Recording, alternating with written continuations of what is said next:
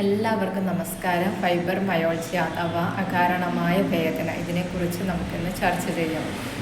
എന്താണ് ഫൈബർ മയോൾജിയ എന്ന് പറഞ്ഞാൽ, നമുക്ക് പല്ലുവേദന, ശരീരത്തിന് ഓരോ തരത്തിലുള്ള വേദന വരാറുണ്ട് അല്ലേ. തലവേദനയായിക്കോട്ടെ, പല്ലുവേദന വരും, വയറുവേദന വരുന്നുണ്ട്, കാലിന് വേദന വരുന്നുണ്ട്. പക്ഷേ എനിക്ക് ശരീരം മുഴുവൻ വേദന എന്ന് പറഞ്ഞാൽ അത് തീരെ സഹിക്കാൻ പറ്റുന്നതല്ല. ആ അവസ്ഥയിലൂടെ ഞാൻ കടന്നു പോയിട്ടുണ്ട്. 2022 വരെ ഞാൻ അങ്ങനെ ഒരു അവസ്ഥയിലോട്ട് കടന്നു പോയിട്ടുണ്ട്. ഫുൾ വേദനയായിരുന്നു. ഇപ്പോൾ നിങ്ങളൊന്ന് ചിന്തിച്ച് നോക്കുക, എപ്പോഴും വേദന എന്ന് പറയുമ്പോൾ വീട്ടുകാർക്ക് തന്നെ ഇതാവും, ഇതെന്താ എപ്പോഴും വേദന പറയുന്നത്. തലവേദന മാത്രമാണെങ്കിലും അതിപ്പോൾ ഒരു ദിവസമോ 2 ദിവസമോ കഴിയുമ്പോൾ അങ്ങ് പോകുന്നത് കാണാം. നേരെ മറിച്ച് അങ്ങനെയല്ല, എപ്പോഴും വേദന എന്ന് പറയുമ്പോൾ വീട്ടുകാർ ചോദിക്കാൻ തുടങ്ങും, കുറ്റപ്പെടുത്തലാകും. ഇതെന്ത് നിനക്ക് മാത്രമേ ഇങ്ങനെ വേദനയുള്ളൂ, നമുക്കൊന്നുമില്ലല്ലോ എന്നുള്ളത്. നിങ്ങളൊന്ന് ആലോചിച്ച് നോക്കുക, എത്രമാത്രം സ്ട്രെസ്സ് നിങ്ങൾ കൊണ്ട് നടക്കുന്നുണ്ട് എന്നുള്ളത്. നിങ്ങൾ എത്രമാത്രം സ്ട്രെസ്സ് ശരീരത്തിൽ കൊണ്ട് നടക്കുന്നത്, അതൊക്കെ സ്ട്രെസ് കെമിക്കൽസായിട്ട് ആ ശരീരത്തിൽ ഉൽപ്പാദിപ്പിക്കുന്നുണ്ട്. അപ്പോൾ അതെന്ത് ചെയ്യും, ബോഡിയിലേക്ക് നിങ്ങൾക്ക് കാണിക്കാൻ തുടങ്ങും. അങ്ങനെയാണ് ബോഡിയിൽ മൊത്തം പെയിനായിട്ട് വരുന്നത്. ഞാൻ ഫൈബ്രോയിഡിന് ഒത്തിരി മരുന്ന് കുടിച്ചപ്പോൾ എനിക്കിത് അലോപ്പതിയിൽ പോയിട്ട് ചെയ്യാൻ പേടിയായിരുന്നു. കാരണം ഒരിക്കൽ ചെയ്താൽ രോഗം പൂർണ്ണമായിട്ട് മാറുന്നില്ല, പിന്നെയും വരുന്നു, പിന്നെയും ഓപ്പറേഷനൊക്കെ ചെയ്യുന്ന ഒരവസ്ഥയിലേക്ക് പോവുകയാണ്. അതുകൊണ്ട് തന്നെ എനിക്കതിന് താല്പര്യമില്ല. ഞാൻ എങ്ങനെയെങ്കിലും വേറെ ചികിത്സാ രീതിയിലൂടെ മാറ്റണം എന്നുള്ളൊരു ഇതായിരുന്നു.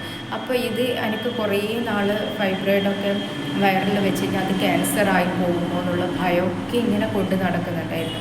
അത് വീട്ടിലെ ജോലി പോലും ചെയ്യാൻ പറ്റാത്തൊരു പ്രയാസം അനുഭവിക്കുമ്പോൾ ഞാൻ വിചാരിക്കുന്നുണ്ട്, ഹസ്ബൻഡിന് വയ്യാണ്ടാകുമ്പോൾ എങ്ങനെയാണ് വീട്ടുകാരെന്ന് ഇങ്ങനെ ടെൻഷൻ അടിച്ച് ഓവർ തിങ്കിങ് ചെയ്തിട്ടാണ് ജീവിച്ചത്. അതുകൊണ്ടാണ് ആ തലത്തിലേക്ക് ഞാൻ പോയതെന്ന് മനസ്സിലാക്കുന്നു.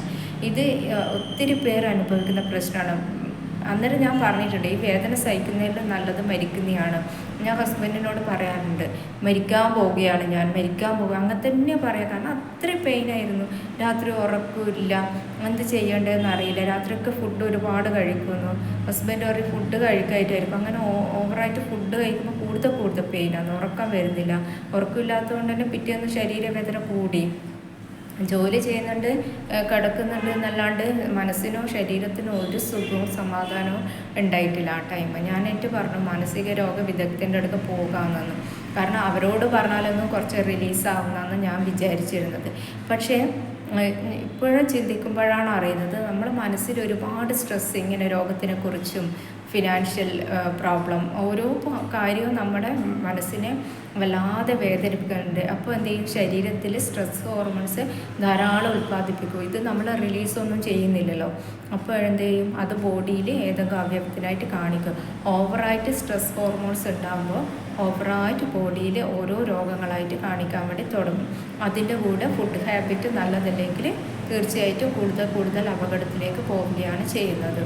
അതുകൊണ്ട് ഇത്തരം ആൾക്കാർ എന്ത് വേണമെന്ന് വെച്ച് കഴിഞ്ഞാൽ കഴിവതും ജങ്ക് ഫുഡുകളെല്ലാം ഒഴിവാക്കിക്കൊണ്ട് വിശക്കുമ്പോൾ സാധാരണ ഭക്ഷണം കഴിച്ച് വിശപ്പിനനുസരിച്ച് മാത്രം ഭക്ഷണം കഴിച്ച് ഒന്ന് നിന്ന് നോക്കിയേ, നിങ്ങൾക്ക് ഈ പെയിന് കുറേ മാറുന്നത് കാണാം, ശരീരം ഹീലാവുന്നത് കാണാം. കാരണം നമ്മൾ ബോഡിക്കൊരു പവറുണ്ട്. നമ്മുടെ എന്ത് സ്ട്രെസ്സിനെ, ബോഡിയിൽ എന്ത് വേസ്റ്റ് ഉണ്ടെന്ന് അത് റിമൂവ് ചെയ്ത്, മാനസികമായിക്കോട്ടെ ശാരീരികമായിക്കോട്ടെ. പക്ഷെ നമ്മൾ അതിനൊരു സമയം കൊടുക്കുന്നില്ല എന്നുള്ളതാണ്. വിശക്കാണ്ട് ഭക്ഷണം കഴിച്ചുകൊണ്ടിരിക്കുമ്പോൾ നമ്മൾ ആ ഒരു റിലീസിങ് ടൈം കൊടുക്കുന്നില്ല. അതുപോലെ തന്നെ ഉറക്കം, ഇന്ന് 11 മണി 12 മണിക്ക് ഉറങ്ങുമ്പോൾ രാത്രി 9 മണിക്ക് ശേഷം കിടന്നാലാണ് ശരീരത്തിൻ്റെ ബാക്കി റിപ്പയറിങ് വർക്കൊക്കെ ലിവറിൻ്റെ ഒക്കെ ഫങ്ഷൻ ആ ടൈമിൽ നടക്കുന്നത്. അപ്പോൾ നിങ്ങൾ പകൽ കഴിക്കുന്ന ഇത് സ്ട്രെസ്സിന് വേസ്റ്റ്, അതൊക്കെ ലിവറിന് മാലിന്യം പുറത്ത് കളയുകയാണെങ്കിൽ ആ ടൈം അത് പ്രവർത്തിക്കാൻ വേണ്ടിയിട്ട് നമ്മൾ ഒന്ന് ഉറങ്ങിക്കൊടുക്കണം. അപ്പോൾ ഇത്തരം കാര്യങ്ങൾ ശ്രദ്ധിച്ചാൽ ഭയങ്കര സ്ട്രെസ്സുള്ളത്. കുറേ പേര് ഇത് കാരണം ആത്മഹത്യയിലേക്ക് പോയിട്ടുണ്ട്. കുറേ പേര് ഡൈവോഴ്സ് ആയിപ്പോയിട്ടുണ്ട്. ഹസ്ബൻഡിന് ഇറിറ്റേഷനാണ്, എപ്പോഴും പെയിൻ എന്ന് പറയുമ്പോൾ. അങ്ങനെ വിവാഹമോചനം വരെ എത്തിയൊരു സംഭവമാണ് ഈ ഒരു അകാരണമായ വേദന എന്ന് പറയുന്നത്. നമ്മളിപ്പോൾ ഒരു മനഃശാസ്ത്ര ഇവരെ വിദഗ്ധൻ്റെ അടുത്ത് പോയിട്ടുണ്ടെങ്കിൽ അദ്ദേഹം തരുക ഡിപ്രഷനുള്ള മരുന്ന് മാത്രമാണ്. അത് താൽക്കാലിക ആശ്വാസം മാത്രമേ നമുക്ക് തരുന്നുള്ളൂ. പക്ഷേ ഇത് പൂർണ്ണമായിട്ട് പോകാൻ നമ്മൾ നാച്ചുറലായിട്ടുള്ള ഫുഡ് വിശക്കുമ്പോൾ കഴിക്കുക. അതുപോലെ തന്നെ ഈ 4G എന്ന് പറഞ്ഞത് അക്യുപഞ്ചർ ചികിത്സ തേടിക്കൊണ്ട് നിങ്ങൾക്ക് നല്ലൊരു സമാധാനവും ശാന്തിയുള്ളൊരു മനസ്സും ശരീരവും കിട്ടാൻ വേണ്ടിയിട്ട് തുടങ്ങുക. അവർ പറയുന്ന കാര്യം വ്യക്തമായിട്ട് ഫോളോ ചെയ്യാം. ഉറക്കമില്ലെങ്കിൽ കൂടി എനിക്ക് ആ ടൈമിൽ ചികിത്സിക്കുമ്പോൾ ഉറക്കം ഉണ്ടായിട്ടില്ല. ആയിട്ട് ആ ചികിത്സകനോട് പറഞ്ഞിരുന്നു, എന്തുകൊണ്ടാണ് എനിക്ക് ഉറക്കം വരുന്നില്ല, നിങ്ങൾ 9 മണിക്ക് ഉറങ്ങാൻ വേണ്ടി പറഞ്ഞു, പക്ഷെ കിടന്നാൽ പോലും ഉറക്കം വരുന്നില്ല. അപ്പോൾ എന്നോട് പറഞ്ഞു ചിന്തകളെ റിപ്പയർ ചെയ്യുന്ന ഒരവസ്ഥയാണ്, അപ്പോൾ അത് കഴിഞ്ഞ് കഴിഞ്ഞാൽ ഉറക്കം വരും തീർച്ചയായിട്ടും.